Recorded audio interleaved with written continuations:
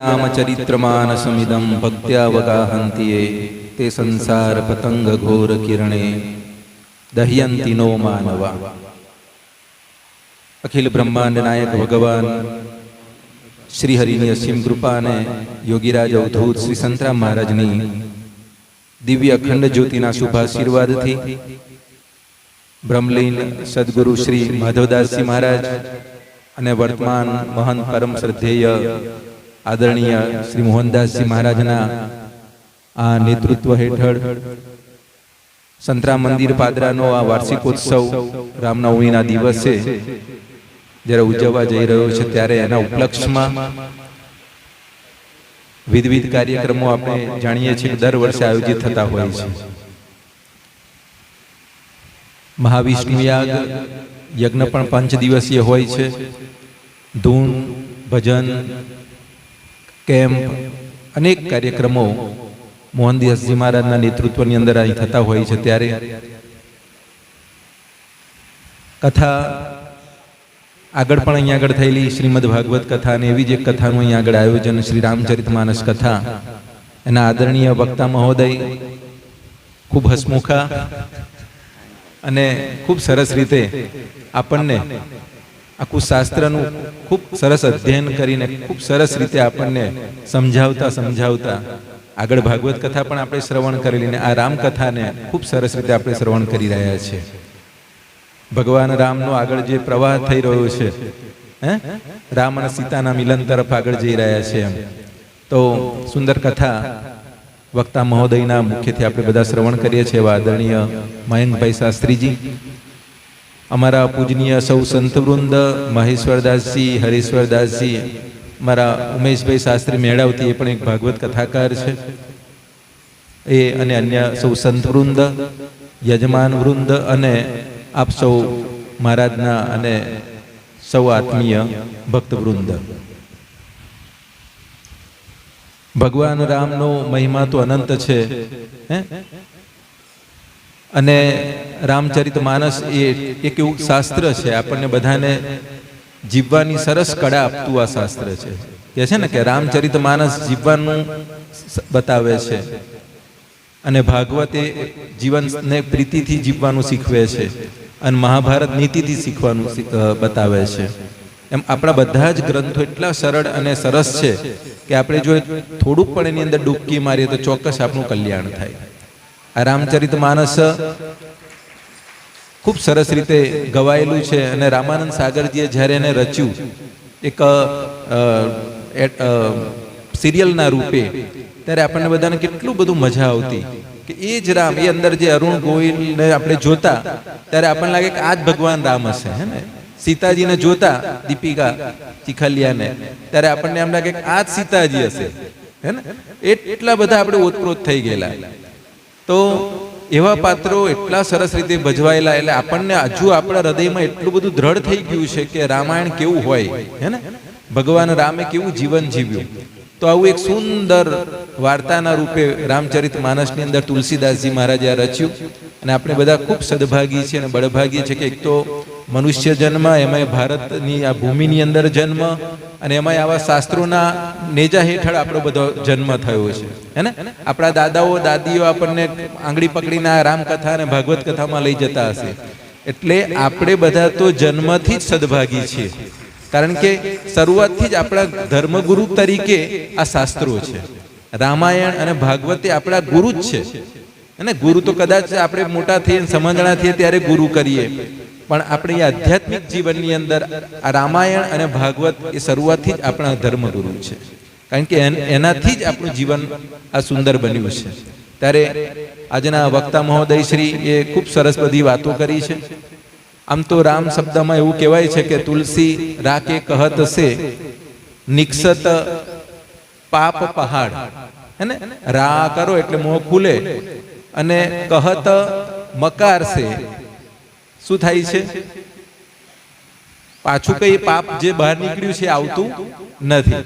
જેમ કે રા કહેવાથી મોં ખુલે છે અને મોં ખુલે છે એટલે અંદરના જે પાપોના સંસ્કારો પડેલા છે એવા પહાડો છે એ બધા બહાર નીકળે છે અને બહાર નીકળ્યા પછી એ બહારના બહાર રહે છે। જેમ મ બોલીએ અને હોઠ પીડાઈ જાય છે એટલે એ બહારના બહાર રહે છે। અને તુલસી ભીતર બાહે રહું જો ચાહસી ઉજિયાર, એ પણ એક સુંદર દોહાના માધ્યમથી તુલસીદાસજી મહારાજે આપણને બતાવ્યું છે. એટલે રામનો કેટલો બધો મહિમા છે. તો આવા રામચરિતમાનસમાં રામનો મહિમા છે અને આપણે બધા જ રામનો મહિમા જાણીએ છીએ. અને એટલે આપણે ત્યાં પહેલેથી જય મહારાજ બોલીએ, રામ બોલીએ કે રામ રામ બોલીએ કે જય શ્રી કૃષ્ણ બોલીએ, કંઈ પણ વસ્તુ ખાતા કે એવી રીતે બોલીએ છીએ ને કે આપણે બોલીએ અને સામેવાળો બોલે ત્યાર પછી આપણે પ્રસાદીના રૂપે લઈએ છીએ. તો આવી રીતે પણ આપણે મંત્ર આપણા જીવનની અંદર કરી શકીએ. એટલા માટે આ બધી સંતોએ અને શાસ્ત્રોએ આપણી માટે વ્યવસ્થાઓ કરી છે. હે ને, શાસ્ત્રનું કંઈ કલ્યાણ થવાનું નથી. હે ને, શાસ્ત્ર તો પોતે જ સિદ્ધ છે. શાસ્ત્રને આપણે સ્પર્શ કરવાનો છે, શાસ્ત્રનું આપણે શ્રવણ કરવાનું છે, જેથી આપણું કલ્યાણ થાય. ભગવાન રામ એમનું કલ્યાણ કરવા માટે અહીં આવ્યા નથી, એમના કર્મનો ઉપભોગ કરવા માટે અહીં આવ્યા નથી. એ તો આપણા કલ્યાણ અર્થે અહીંયા આગળ મનુષ્ય દેહ ધારણ કરીને આ ધરતી ઉપર આવ્યા છે. ત્યારે એટલું જ કહેવાનું કે રામ નામનો ખૂબ મોટો મહિમા છે. આપણે હંમેશા રામચરિતમાનસ એમનું જે આ રામાયણનું જીવન છે એને આત્મસાત કરવું જોઈએ. બહુ ઓછો સમયની અંદર 2 મિનિટની એક સુંદર વાત કરું આપણે કે એક ગામની અંદર એક ધર્મવીર અને એક કરમવીર 2 ભાઈઓ રહેતા. કારણ કે વાર્તાના માધ્યમથી થોડુંક વધારે દ્રઢ થાય આપણને. આપણે ઘણી વખત નહીં કહેતા કે ભાઈ તાળી પાડીને જો ધૂન બોલવામાં આવે તો આપણી અંદર જે એક્યુપ્રેશરના પોઈન્ટ દબાય ને એનાથી રુધિરાભિષણ એટલે કે લોહીનું ભ્રમણ જલ્દી થાય. બસ આવું કહેવાથી તાળીઓ વધારે પડવા માંડે કે સમજાવવું જોઈએ, એનું મહત્વ આપણે બતાવવું જોઈએ. તો આ ધર્મવીર અને કર્મવીર 2 ભાઈઓ એક ગામની અંદર રહે. ધર્મવીર છે એ બહુ સાધુની સેવા વાળો, ધર્મમાં રુચિ વાળો. હે ને, ગામમાં કોઈક સાધુ આવે ને તો જઈને બોલાય મહારાજજી અમારી ઘેર પધરામણી કરશો, ખાલી પગલા તો પાડો, ટાઈમ ના હોય તો ખાલી પગલા તો પાડો 2 મિનિટ. હે ને, એમ કરીને ઘરે બોલાવી લાગે. અને પેલો કરમવીર છે ને જો જોઈ ગયો હોય ને તો એ રસ્તો બદલે કે આપણે ઘેર આવશે ભટકાશે, એટલે રસ્તો બદલી નાખે અથવા તો બોલાવે પણ નહીં. તો આ ધર્મવીર અને કરમવીર પણ બંને ભાઈઓ સાથે રહેતા. પણ બંનેઓને એકબીજાના સ્વભાવની આ ખબર, ધર્મવીરને કરમવીરની ખબર ને કરમવીરને ધર્મવીરની ખબર. પણ જ્યારે જ્યારે સંતો આવે ને ત્યારે કરમવીર શું કરે, અંદરની રૂમમાં જતો રહે, એની અંદરની રૂમમાં. એક વખત એવું થયું, બધા સંતો આવેલા, ધર્મવીરે બોલાયેલા, એટલે કરમવીર અંદર જતો રહ્યો. હવે કરમવીર અંદર જતો રહ્યો એટલે એણે બાણું બંધ કરી દીધું અંદર.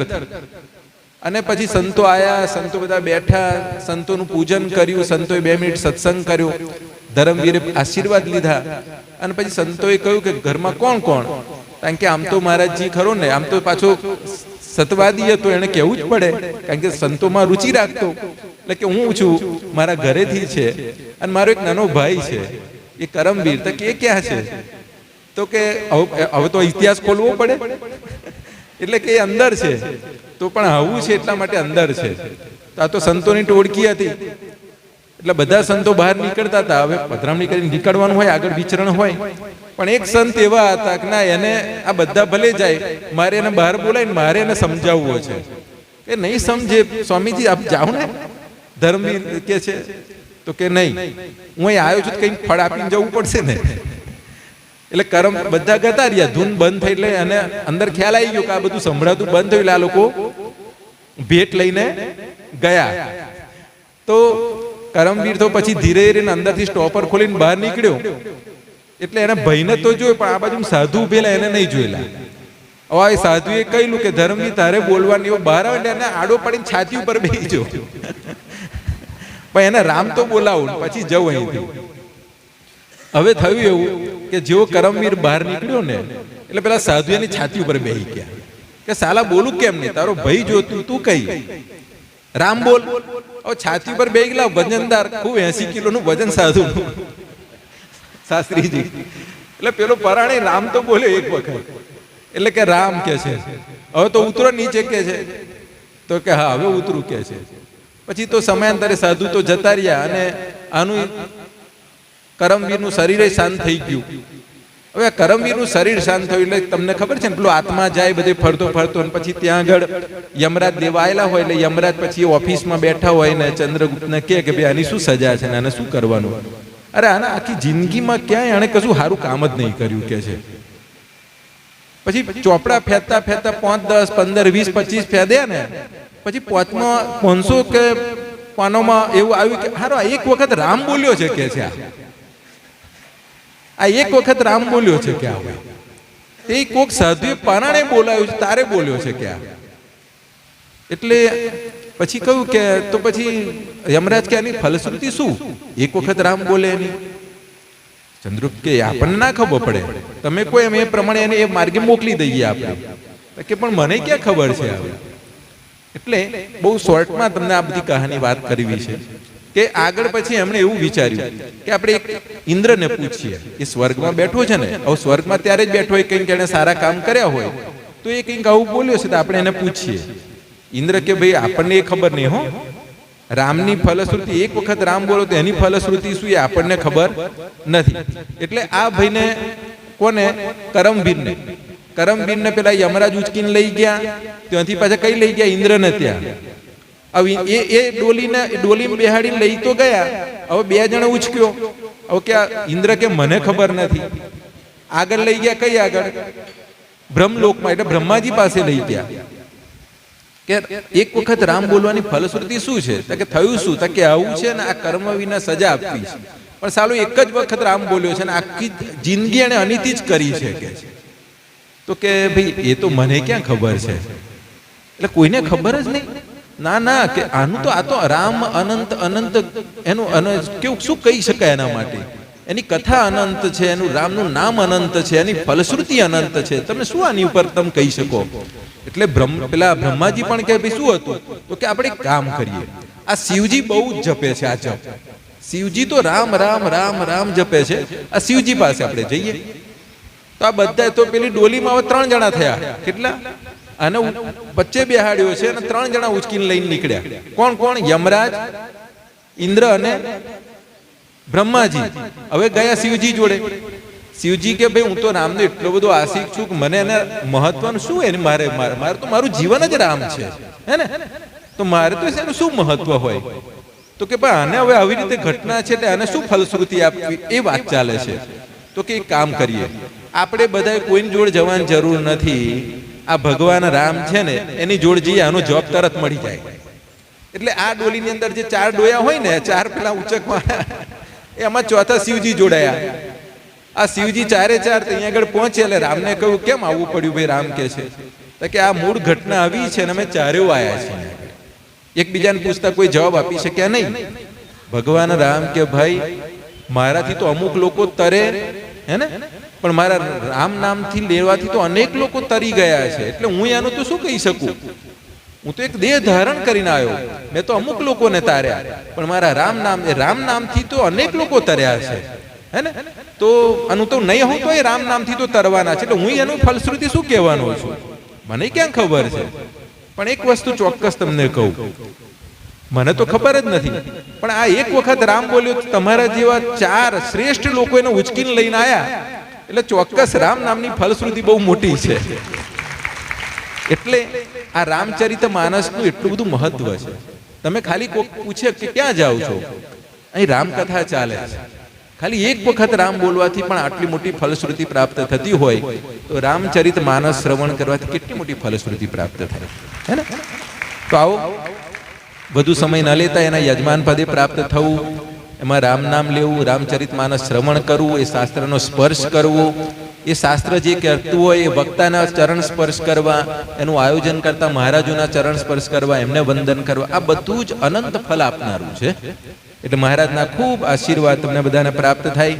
આવું નવું સત્સંગ થયા કરે અને આ સત્સંગના માધ્યમથી આપણા સૌનું અંતઃકરણ શુદ્ધ બને એવી શુભ ભાવનાઓ સાથે ઉપસ્થિત સૌ સંતવૃંદને પ્રણામ કરું છું. વ્યાસપીઠને પણ વંદન કરી વિરમું છું. આપ સૌને મારા જય મહારાજ, જય શ્રી રામ. જય